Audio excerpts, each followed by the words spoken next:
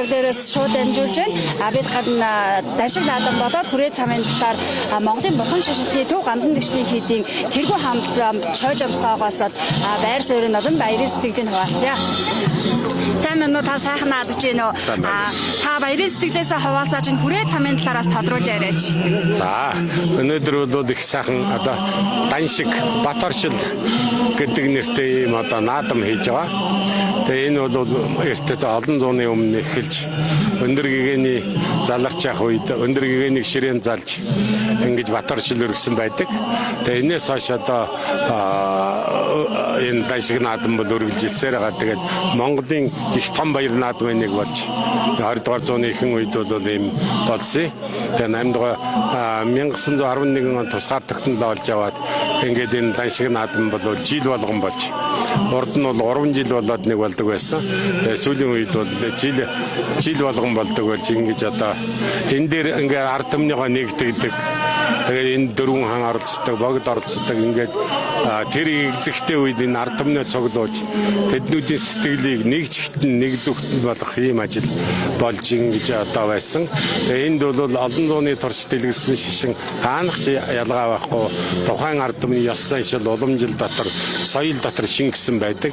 Тийм учраас нэгдэх юм үед явц бол мэдээ өндөр хэмжээнд явагдсан гэж ингэж үздэм биднүүд.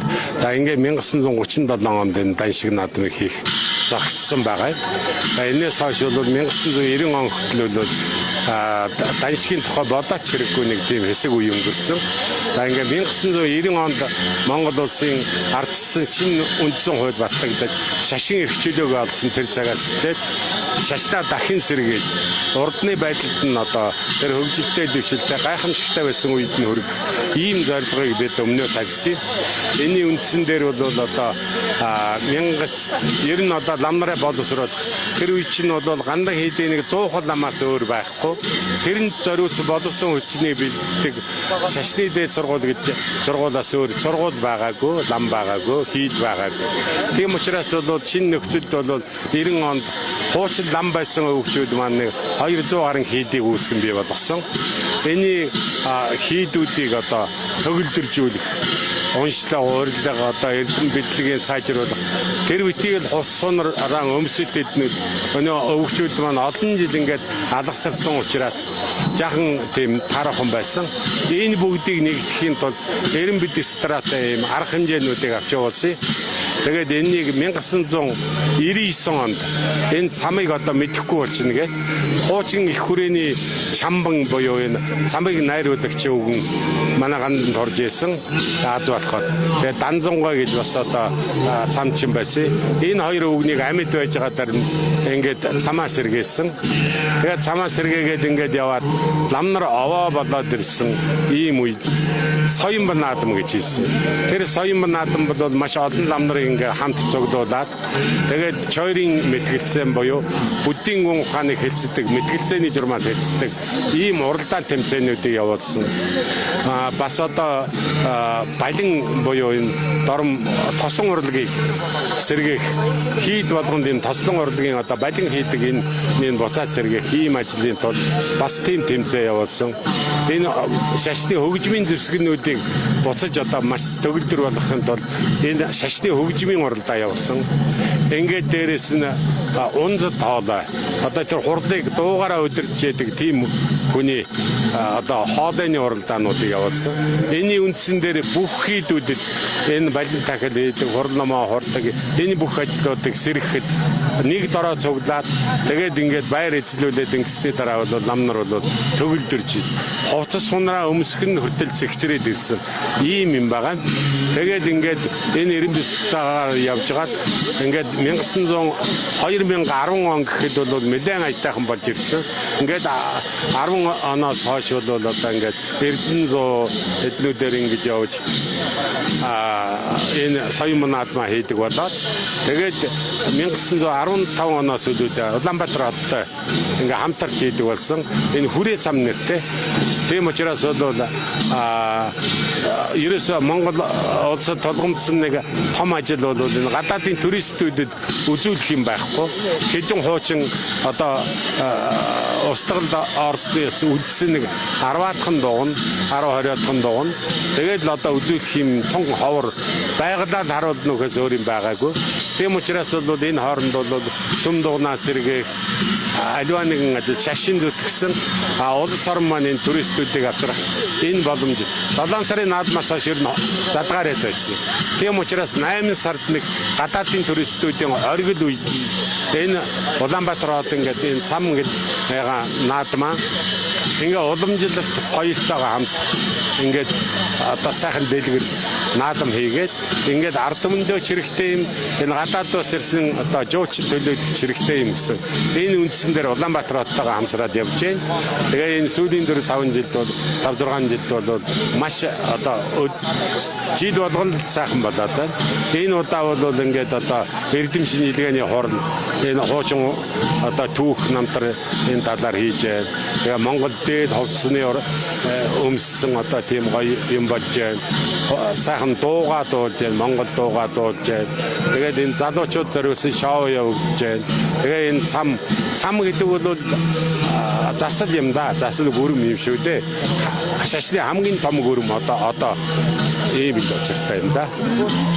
Энэ цам одоо тэгээ сар залах ёслол нь болоод альва ад сэтгэрийг устгадаг энэ гэсэн ийм дом шивжлэгтэй юм байна. Энэ талаар тааж байгаа нь тодруулж яриа. Тийм ээ. Энэ бол одоо шашны 4 үйл байдаг. Амьрлуулах, дэлгэрүүлэх, эрхэн дах. Тэгээд одоо дошгон маягийн тийм 4 үйл байдаг. Тэгээд тэр дошгон үеийн юунд багтдаг. Тэгэхээр энэ ад сэтгэр гэдэг бол гол нь бол одоо биднүүд ингээд бие биентэйгээ тэр дайсан болоод ингээд тэр намаа муу хэлээд ингээд тэгээд байгаа явдал бол ерөөсө хүмүүсүүдийн хоорондоо харьцаанд байгаа юм. Тэгээ гол нь дотор талын муу сэтгэл байгаа юм. Тэр хар хор намайг яаж хол гэсэн миний кирх үзэл дээр явагдав. Тийм учраас энэ гүрэм бол тэр ад сэтгэрүүдийг одоо өгөө болгож байгаа. Дотоод сэтгэлтэй ажиллаж байгаа. Дотоод сэтгэлийн одоо 64 муу сэтгэлийг өгөө хийж байгаа. Цаа талдаа бол бэлэг дэмбэр дээрээ энэ гадна талд орчин байгаа тэр сэтгэрүүдийг өгөө хийж байгаа. Ийм одоо хатуу үеийн ном байна. Тийм учраас бол энэ цам энэ юуны дараа бол нэлээд тийм тайвшрал явагддаг. Олон жил би ажиглаж байна. Энэ цамын дараа бол улс орон хүн ардын сэтгэл бол нэлээд ийм тайван сайхан болоод уужраад байгаа ингэж харагддаг. Тийм учраас энэ шашны хамгийн том засал байгаа. Тийм учраас өсгсөн олондоо бол энэ цамын үед ирж одоо хамгийн чухал юм бол урт нас байна. Өвчнгүй байх.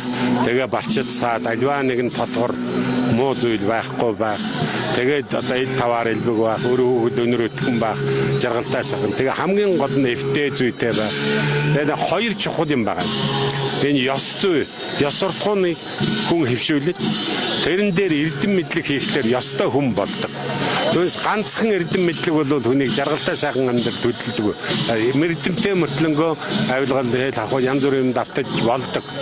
Хүнийг хүн болгоод ёс зүйтэй, ёс суртахуунтай болгочихлоор тэрэн дээр тогтсон эрдэм бол ёстой гэр бүлдээ, хань бүлдээ, улс орондоо албан байгууллагуудаа зориулдаг гэдэг болдог. Энэнийг энэ дотоод сэтгэлийн мөн чанарыг авахын бас нэг том гүн философи бол энэ дотор явж байгаа юм байна. Энэ хүрээ цамын одоо Даншиг наадмын хойморт одоо очирван сахиусыг заалдаг юм байна. Энэ одоо ёсын талаар бас та тайлбарж өгөөч. Тий, очирван гэдэг энэ бурхны эсний шүтгэлтэй газрууд бол энэ чойжин номын сахиусууд болоод ядан бурхтыг бол ингэ сонгож тэгээд тэрний олон зууны турш шүтэж бишрээд ирээд одоо манай ард түмэн очирван бурхны одоо шавнар боёо тэрний одоо ийм боллоо гэж ингэж сүсгэлэн залбирдаг. Тэрний хүчинд автдаг ийм маягтай. Тийм учраас төвд бол 60-аас бурхны шавнар гэж өөрсдөө үздэг. Тэр нэгүсэл энергийн бурхан. Нөгөөх нь манж бол урд манчар бурхны хулгай тэднүүдийн одоо шав гэж байсан. Тэгэхээр энэ бол нэг нь ёсортгон, нэг нь эрдэм мэдлэг хоёр байгаа юм. А гэтэл бол энэ хоёрыг хоёулангийн хослоод жинхэнэ одоо мэдлэг юу хүч болгож байгаа, энерги болгож байгаа, инновац болгож байгаа нь бол очроо хүчний бурхан. Тийм учраас монголчууд асар их хүчрхэг учраас очроо бурханы шавнар гэж дээр үеэс одоо дайчин явсан эднүүд. Тийм учраас гадны улсууч очрооны шавнар гэдэг бядач өөрсдөө очроо бурханы одоо шавнар гэдэг. Ийм учраас бол үе үеэрээ очроо бурханыг шүтэж ирсэн ийм учиртай юм аа. 10 дугаар богдмон одоо Монгол улсаас тодорсон байж үү? Энэ талаар бас таарч жоохон бас. Тий, одоо богдмон тодорсон байгаа жижиг баг байна. Одоо бол суралцж байна. Ер нь бол өсгөөцгөө үзэж эхэлсэн. Ингээд бол биднүүд 4 үе шаттай програм хийсэн байгаа. Баг насны сургалт.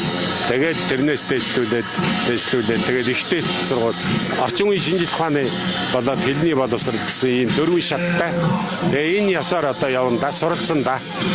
За эцэст та наадамжаа олондоос өрөөд айлаач. Тэгээ өнөөдрийн энэ одоо бэлэгдэмжтэй бүх хүмүүсүүдийг харахад тайван уужуу. Өнөөдөр бол үнэхээр нэг тийм нэг жаргаж байгаа маягтай байна. Тэгээ энэ бүгдэд бол бас сүсэг биширлээ хичээгээрээ өөрсдийнхөө одоо дотоод сэтгэлийг засах. Дээрээс нь бол гэр бүл болоод өөрсдийнхөө энэ урт настай удаан жаргалтай өвчин зовлонгүй барчдаггүй байж альва нэгэн ад зэтгэр элдүнгийн мас ангид бүр ингээд сайн сайхан байхыг өнөөдөр ёстой даатгадаг өдөрөндөө. За баярлалаа танд эрүүл энхийг хүсье. За. Бид хүүд одоо хотод дээрээс мэдээллийг шууд амжууллаа.